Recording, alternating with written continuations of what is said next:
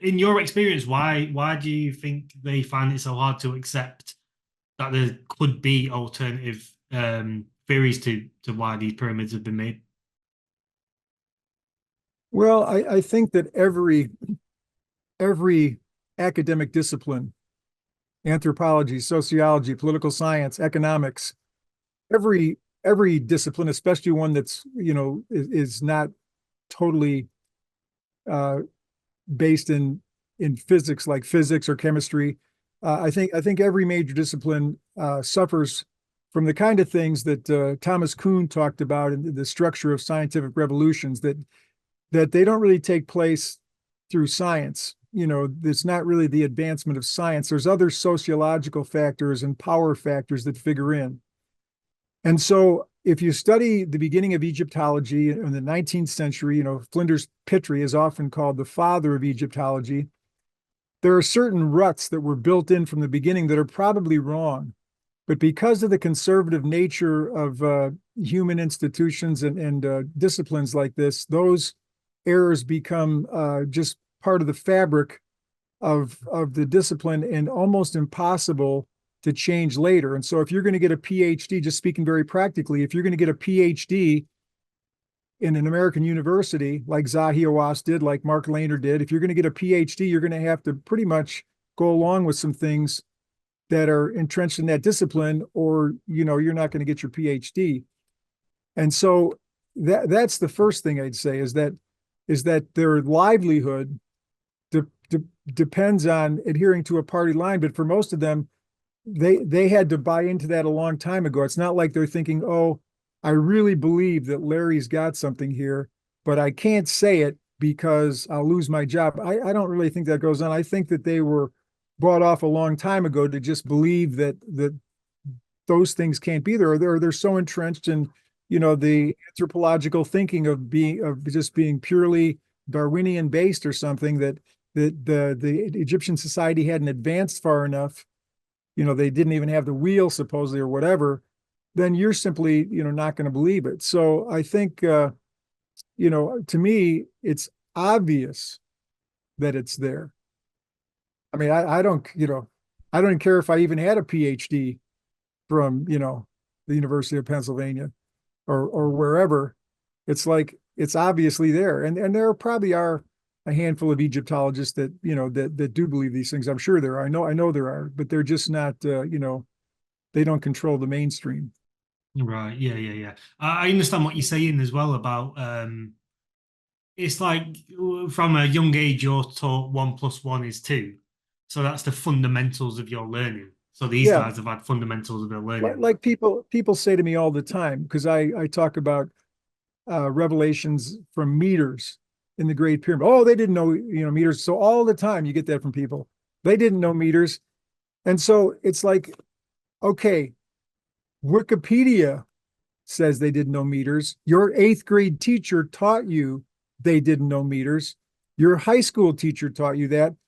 But is it true? It's plain that they knew meters.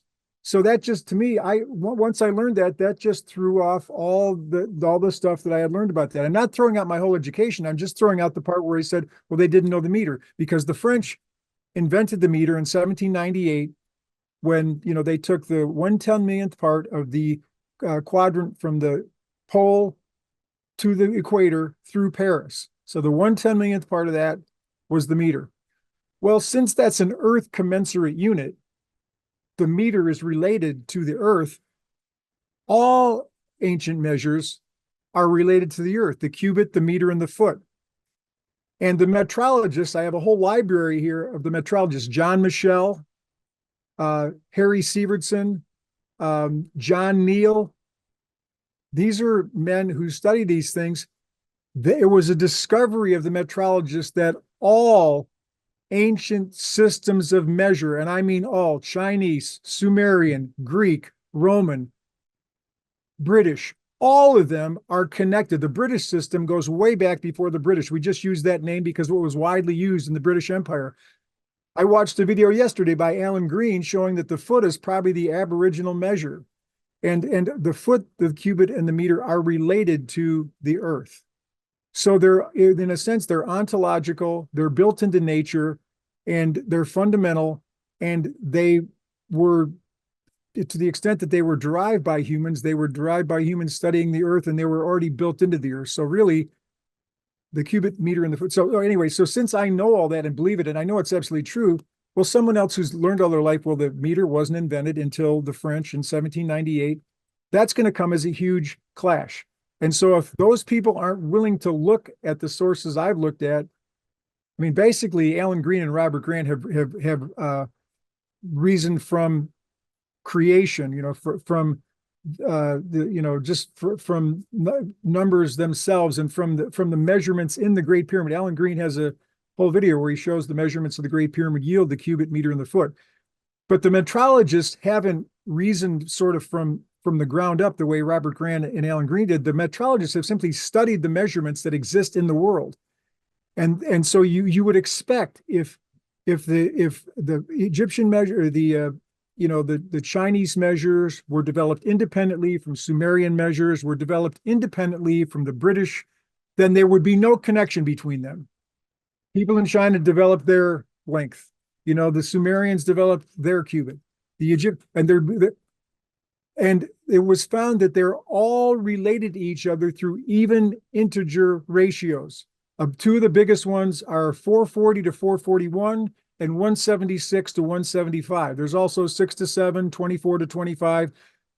And it's unbelievable when you see it that all these systems of measure are related, which argues for it argues for one thing, because any effect, all ancient systems of measure are related. Any effect has to have an adequate cause. If all ancient systems of measure are connected, what's the cause? And it seems impossible to not believe there was a single aboriginal system of measure that then worked its way in to different societies. So the king didn't decide this is how long a cubit is. No, that didn't happen anywhere. The king's foot was this long. That's a foot. No. We say that, we teach that in 5th grade, but that's not what happened. Every society inherited. Why do we have scales at the Supreme Court? Because measure is sacred. A pound has to be a pound everywhere. An ounce has to be an ounce. Measure has always been sacred. And so the sacred measures were passed down, especially through the sages.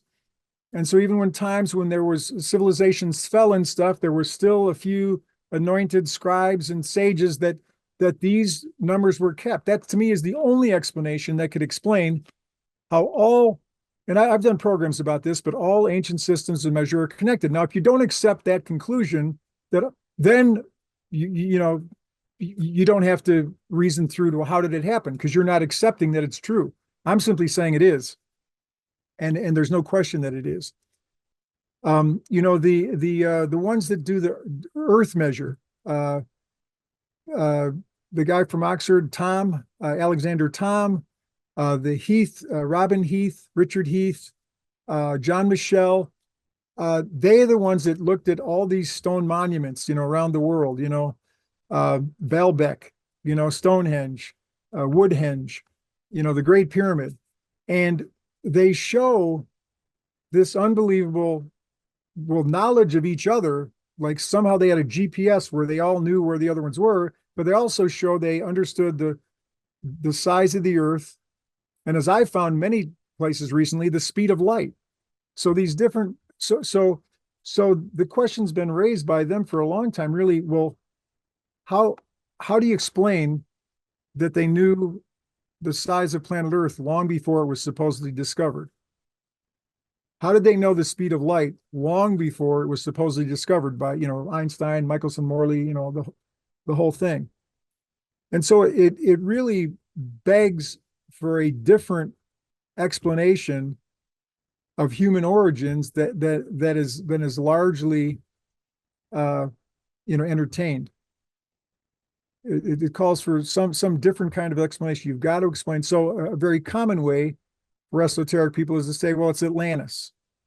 It's some previous high-tech civilization that was there and is not there now. But where's the evidence other than these monuments exist with these measures in them? So it's really interesting, and it's surprising that it's not looked at more, debated more, considered more.